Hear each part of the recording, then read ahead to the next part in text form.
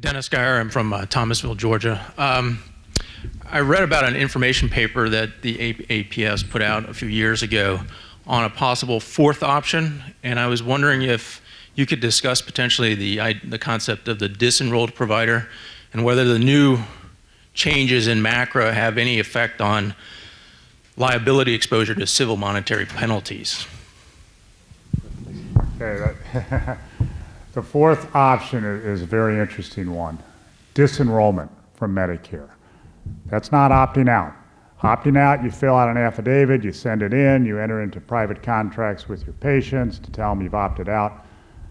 That's accepted by CMS. That's the way CMS wants you to do it. But there are physicians who have said, look, I'm disenrolled. I'm not enrolled, so there's nothing for me to opt out from. The mic just go off? No, it's okay. It's okay? Okay. And there are physicians who do that. And what will happen is then, if the carrier finds out about it, they will send you a very threatening letter that says you cannot do this, you're going to get fined if you do this, we're going to come after you, blah, blah, blah, blah, blah. We have physicians in APS who have gotten those letters.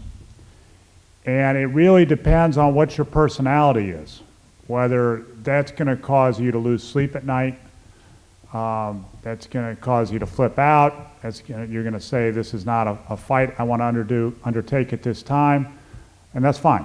And then you go back in and you opt out and you do it the way they want you to do it. If you have the stomach for the fight, as some APS members do, they throw the letter in the trash can. Say, come on, come after me. Here I am, you know where I am. And no carrier has ever gone after a doctor for this yet. And the penalties are civil penalties, they're not criminal penalties. They do threaten big civil penalties. But they haven't gone after a doctor, and maybe they haven't gone after a doctor because they're not sure they'll win in court. It's not to overuse the marijuana analogy, but there's a standoff now between the federal government and some states over marijuana policy. And there are people who grow marijuana in Colorado and California and so on, and the federal government will send them threatening letters, you can't do this. Well, sometimes they'll even raid these marijuana places and seize all the marijuana plants supposedly as evidence, and then they never bring charges. And that's what we're looking at with disenrollment, where these carriers are threatening to take action, but they haven't done it yet, possibly because they're not sure they can win in court. And so it's an unsettled area of the law. It's hard to conceptualize because I know you want everything to be cut and dry in the law, but there are certain unsettled areas in the law where it's just a standoff. Another area of the law that's like that is compounding pharmacies, where the FDA for a long time has said compounding pharmacies, much of what they do is illegal.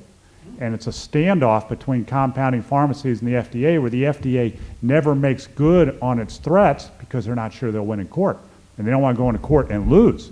And same thing here, carriers may be afraid to go into court against a disenrolled physician because if the carrier loses, then the floodgates open to everybody disenrolling. Dr. Jane Orient wrote an article on this fourth option.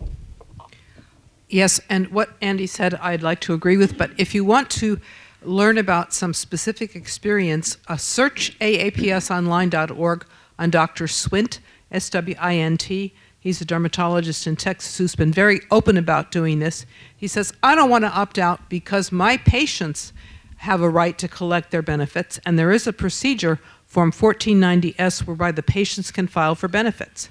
And his patients do. And sometimes they get paid. And sometimes he gets a threat letter. But he throws the threat letter in the trash. He doesn't have very many patients, so he's not maybe too big a threat to them right now. Most of the doctors who do this kind of fly under the radar and say, I don't even want to call them and ask a question because I don't want them to know my name. There's actually nothing in the law that says you have to enroll in Medicare. So it's something that I think more and more doctors are doing. We probably get 1 or 2 calls about this every month. So you won't be by yourself. Maybe one of you would like the excitement of being the first test case. Dr. Swint is still waiting. Others of you, of course, don't want that honor at all.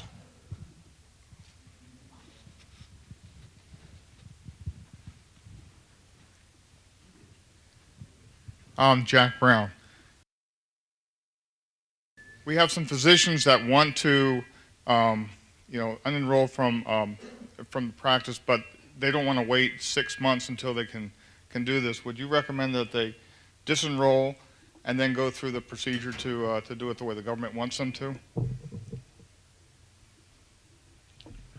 Well, again, the opt-out is sort of the safe harbor, and again, as Andy stated, that the disenrollment is a legally gray area right now. Right. So if you're going for the safe harbor, you would go for the opt-out. Okay, but you couldn't combine them. You couldn't disenroll and then go for the opt-out in a parallel track. You wouldn't do both. I mean, if you could disenroll, and if you get these threatening letters and you change your mind and you want to do the safe path, then you could opt out. So it's not like if you disenroll, you can't later do the other one. You can, but you wouldn't pursue both at the same time.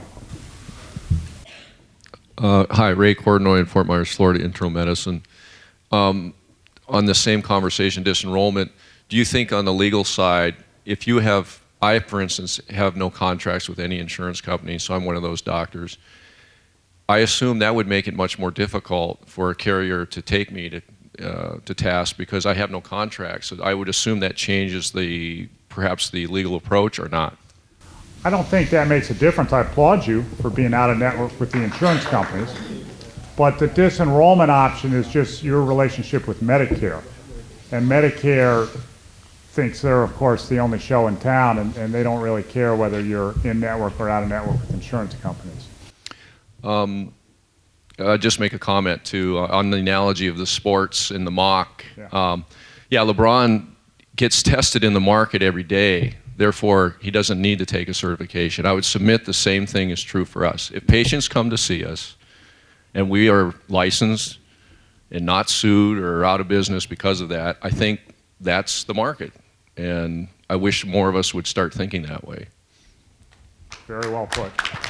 The other thing about disenrolling in Medicare is you won't be able to order and refer, meaning order medications for Part D Medicare patients, order durable medical goods, imaging studies, laboratory studies. You won't be able to do that as a disenrolled physician. Yeah, my name's Jeffrey Jellick, and I'm one of the physicians that threw the letter in the trash and didn't enroll to begin with. But the problem I'm running into now is they are not reading my biopsy specimens. In other words, the laboratories are stating that they don't know who I am, and after sending them specimens for 13 years, they have to verify my credentials. So now I'm struggling trying to find pathology labs that will actually read my specimens. Any suggestions about that? Well, you might consider making an arrangement with the lab whereby you pay the fee and then collect the fee from the patient.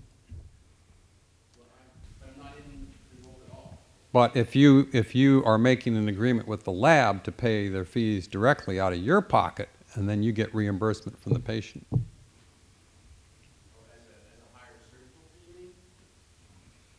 No, if you order, so you make some arrangement with the pathology lab to read your slides, and they charge you a certain amount to your practice, and then you charge the patient, and the patient pays you.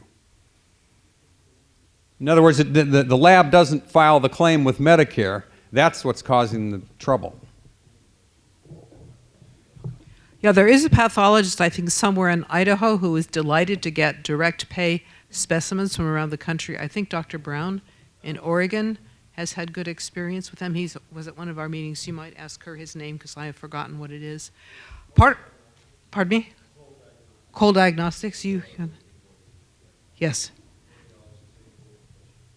$40 for any sample. Yes, we met him, had a very nice dinner with him at one of these meetings, Cole Diagnostics in Boise, Idaho. If you call us, we can give you his address when we get home.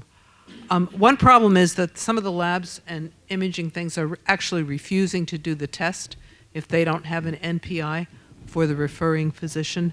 And what Dr. Huntoon suggested might be a way to get around it is to make a deal with them so that they bill you as the physician instead of the patient. And pharmacies sometimes say too, well, I can't fill the prescription because you don't have an NPI. And I say, yes, you can fill it. It's just that the patient has to pay you and you can't bill Medicare. And some pharmacies don't seem to be able to get that idea, but some pharmacies can, and so the patient can find a different pharmacy. But it's true, they are trying to make it more and more difficult for a doctor who isn't tracked for every move he makes to practice medicine.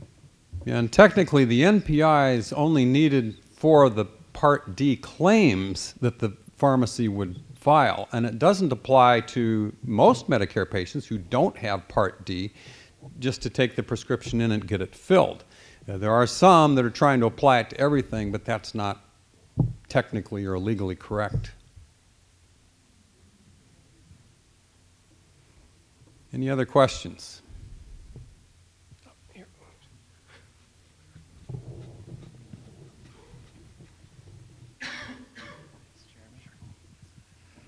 Michael Robb, Phoenix, Arizona, otoneurology.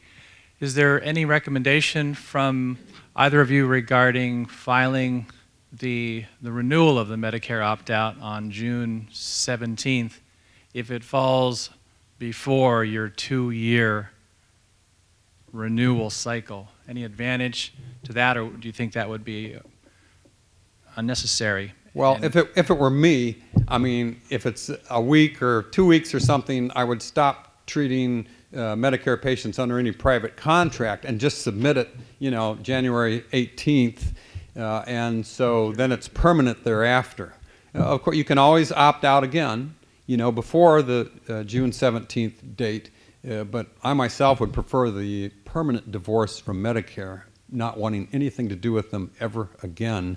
And I would wait the time and just simply not provide services to Medicare patients after the termination of the opt-out for a week or two or whatever it is. Okay, so I filed that renewal in January because that happened to be where my 2-year cycle was. And I've filled that out 6 times now, for example, right? I have to fill it out one more time, file the affidavit, after which point it's permanent. We're good for life. The patients don't have to renew that contract every 2 years. Well, that we're working on. I do have a letter into CMS trying to clarify that issue because we don't know how they're viewing that at this point. It would make logical sense to apply the same concept to the private contracts, that is, so the patient signs it once and doesn't have to renew the private contract every 2 years. As it is now, the patients have to renew and sign a new private Medicare contract every 2-year period of the opt-out. So we would hope that would be the case. I sent that letter in around May 1st, and whenever CMS gets back to me, they get back to me. But they'll put it in writing, and usually it's from the central CMS office. All right, so just to clarify, I don't have to file another opt-out for approximately 15 months. Are you? Yeah, it sounds like you're already into months. the 2-year period, which has occurred before June 17th. Correct. So when June 17th rolls around, you're suggesting that I don't file anything, just wait until January of 2017, file it, at which point then we're done. Well, in your situation, you're opted out as of January whatever of this year, so then it's at the end of the 2-year period, you can then opt out permanently. All right, thank you. I'm sorry, now this turned into a question of strategy. You mentioned that you're approaching CMS. And so the question, I have two questions. One, how would this association or other like-minded individuals infiltrate CMS? Seriously. Secondly, would they have enough power to affect price controls, or is that strictly under Congress? In other words, how do you get price controls and balance billing, price controls eliminated, balance billing back into the market? Those would be new laws. I think the chance of anyone free market-oriented infiltrating CMS are next to zero. I will tell you also that dealing with CMS is very frustrating, and you never want to deal with them on the phone because, I mean, a lot of the time, high percentage of the time, they provide the wrong answer, and you can't rely on it. Even in writing, sometimes they provide the wrong answer, and unless you point them to the specific section of the Federal Register that tells about an exemption for cash-based physicians who do not file standard transactions, file claims, they're not going to tell you that. So it's frustrating. It's hilarious to be on a conference call with CMS where they pretend to answer questions and you get the simple questions coming from participants on the call and you get CMS never giving a straight answer and it's, yeah, we'll get back to you on that. That's under consideration, and it's just gobbledygook coming out of CMS to just very basic questions.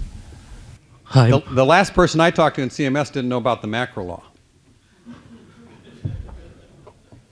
Hi, I'm Jacob George. I work as a hospitalist in Fayetteville, North Carolina. It seems that off late there's a big push, to make vaccines, especially flu vaccines, mandatory for hospitalists and other. I don't know about private clinics, but it seems to me that it's a very, unscientific way to go about it, And from this year onwards, they are making it mandatory for us in the hospital to get the flu vaccination. And if you don't succumb to that or don't take the vaccination, they want you to put a mask to examine every patient that you meet. I think it's just an unnecessary push towards making this vaccination to all the staff. And I think that, what I've read from the internet, the hospital apparently wouldn't be reimbursed by the Medicare, about 2%, and the hospital is supposed to lose millions of dollars because of that. And is it because of that they are making it mandatory? I just want to know. We've heard that. We've heard that there's some financial pressure that's caused hospitals to do that all around the country. So we've received lots of calls from physicians complaining about this new policy at hospitals. Sometimes physicians have been able to avoid it with a religious exemption, saying it's contrary to their religious belief, and adding that these vaccines are often unnecessary and unproven. So you could try that, but in terms of a legal approach to object to that, it's very difficult because these hospitals are private entities, and unless it's a government hospital, which few hospitals are, there's not much we can do if a private entity decides to require vaccination of all of its staff. And in fact, this affects nurses and other hospital employees as well. We have an article in the Journal from a few years back where a nurse lost her employment at a hospital because she refused to get a vaccination. And by the way, AAPS is not anti-vaccination. We are, however, against the mandatory requirement that someone have some procedure done to them. It's called informed consent. It came from the Nuremberg trials. And we should not be doing things to people, procedure-wise, or injecting things into them without their consent. That's our view on that. Tamsin Rosenwasser, dermatology. It's been my perception that patients just can't wait to get on Medicare and will delay care sometimes until they get on Medicare. But that perception may be changing somewhat with Obamacare. I'm wondering if we should also focus on not forcing people into the Medicare program. Now, I know there was the Rosemary Collier decision several years ago in which she said, if there's a government program that you're supposed to be on, you have to be on it. And they won't give you Social Security benefits unless you sign up with Medicare. I'm thinking maybe we should, have some more cases on that, with standing that people have foregone some of their Social Security and they've foregone Medicare. Now they're being forced to pay higher premiums if they do want to go on there and they don't get their Social Security. That would give them standing. They've been harmed. And I think that we should also point out, as far as standing arguments go, that the people that object to stuff like prayer in school, blah, blah, blah, they never prove standing that they've been harmed when they're attacking the First Amendment's religious provisions.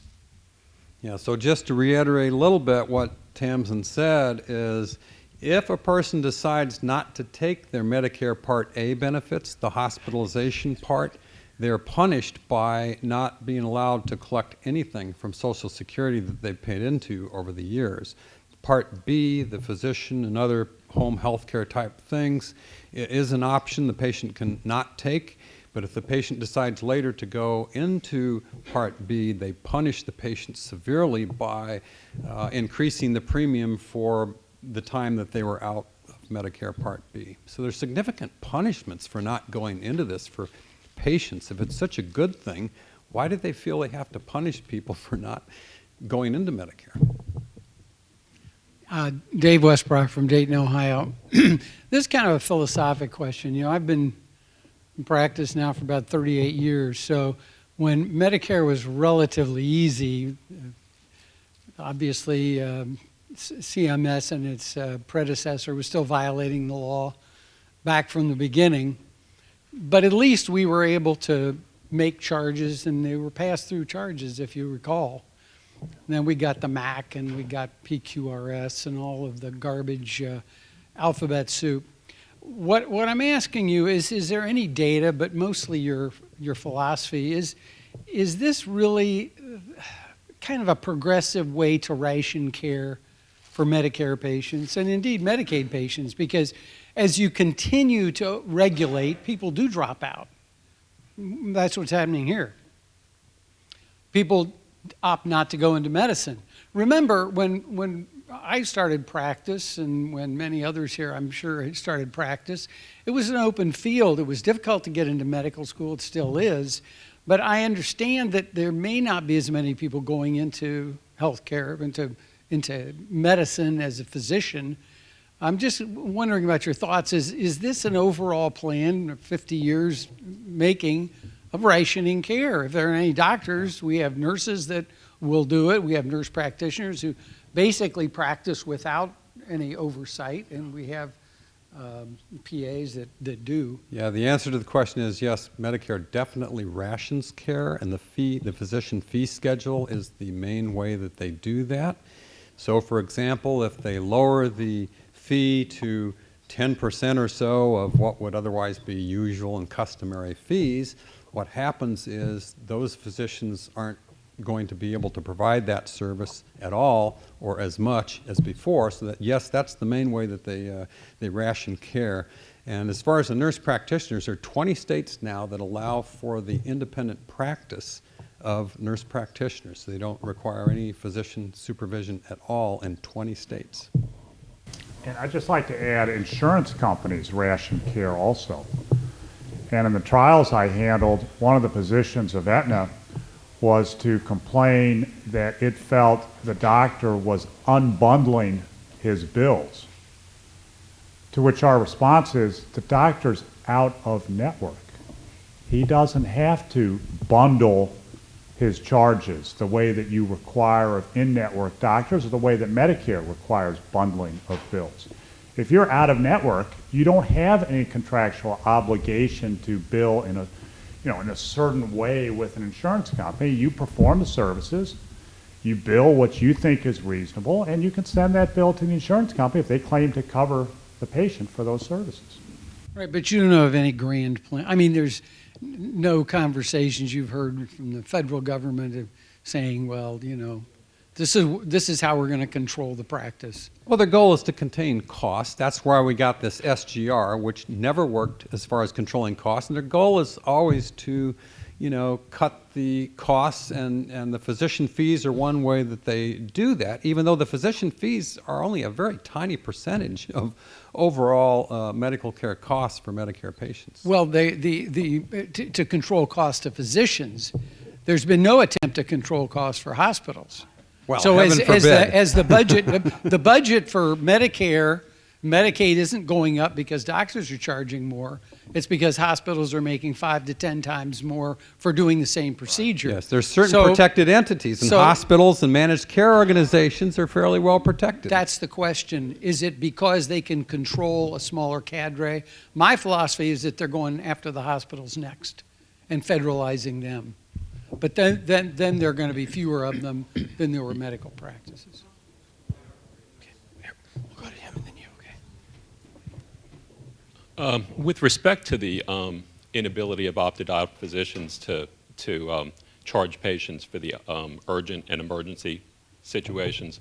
Who gets to decide what's urgent and what's an emergency? Yeah, basically, from a practical standpoint, I mean, if they present to the emergency room for anything, you can kind of bet that that's going to be construed as either emergency or urgent, and I will tell you that the bureaucracy will always err on the side of calling an emergency or an urgent situation even though it isn't. So it's basically the bureaucracy that's going to determine that, and if you bill someone and you make a private contract with them, a new private contract in the ER for an emergency situation, it may result in the patient complaint, and that's how the bureaucracy finds out about it, and they will say, no, this was an emergency, you can't do that.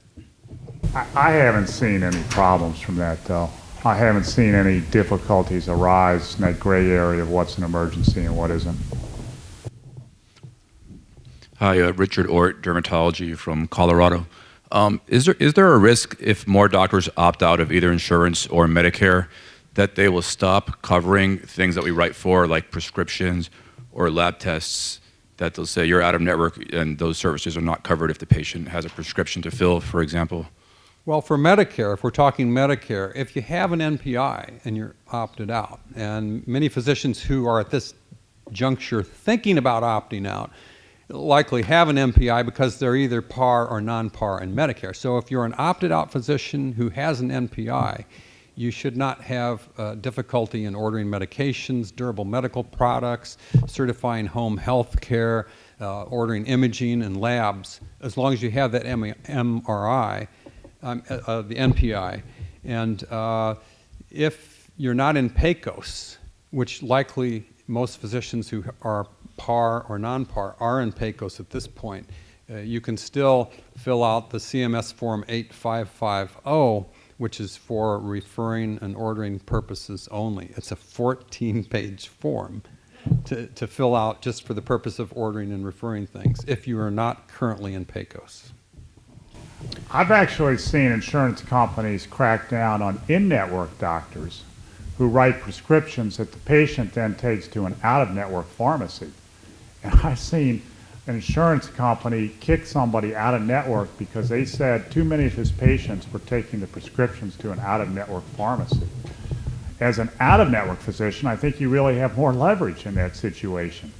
It's like the insurance company really can't do anything to you.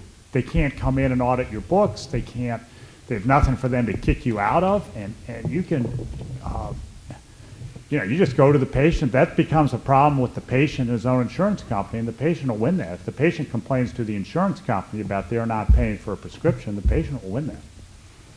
Let's take a couple more questions. Kevin Tadish from Northern Wisconsin Orthopedics.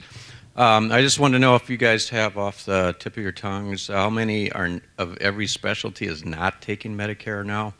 It used to be 30-some% of spine surgeons. Now I've heard recently primary care is almost 30%. I'm just curious if you know the rest of specialties or have some reference for it.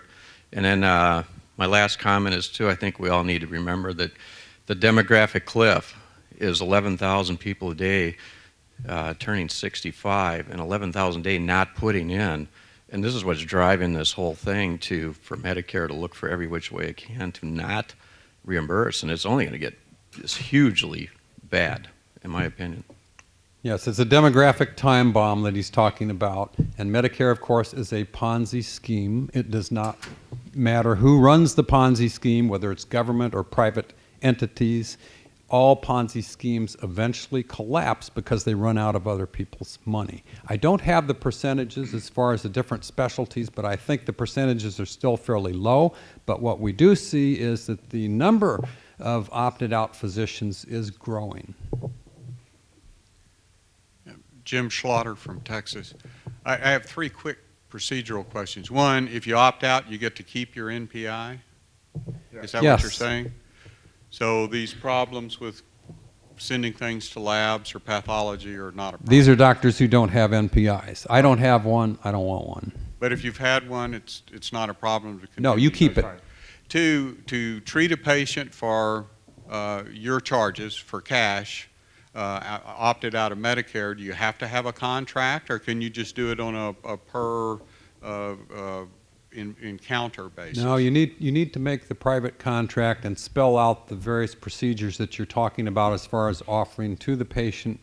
And the patient also has to acknowledge certain things, as you'll see in the toolkit, that this is not an emergency situation and that they know that they could get this service from someone else who participates in Medicare. And so there's other elements of the private contract that need to be in there. The third part of the question is, once you initiate the process to opt out, I'm not clear on, is there a gray zone where you cannot bill Medicare and you cannot treat them under a private contract, or can you start that process of signing them up as soon as you submit the paperwork? You can start the process of signing up patients for privately contracted services as soon as the opt-out is in place. If you look at the opt-out affidavit form in the toolkit, you'll see it starts that the opt-out starts on a particular date. This is in your packet. It's the last item on the left side of your packet. It has the opt-out toolkit that has a sample affidavit, which I don't think you need to get notarized. I mean, you can just sign, it says affidavit, but you can just sign at the bottom. And then it has the form private contract, which you can just use. And Medicare may ask you to produce the private contract at some point. If there's some dispute or complaint or something, you may have to produce the private contract. Well, why don't we take about a 10-minute break and... one more there. Oh, one more? Okay, sure. I'm sorry, my name's Jeff Ligner. I'm an ophthalmologist from Sparta. I'm HIPAA exempt in my practice, and I'm EHR exempt, so that means I don't get penalties. I'm also president of our medical society in the county. And I went to the pediatricians and I said, you guys should all opt out of Medicare.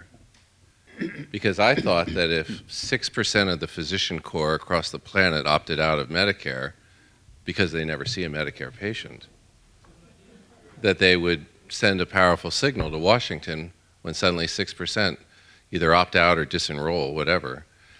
And like sheep, none of them wanted to. And I'm betting that there's no pediatricians here. So, from my standpoint, that would seem to make perfect sense to just throw a salvo across Washington.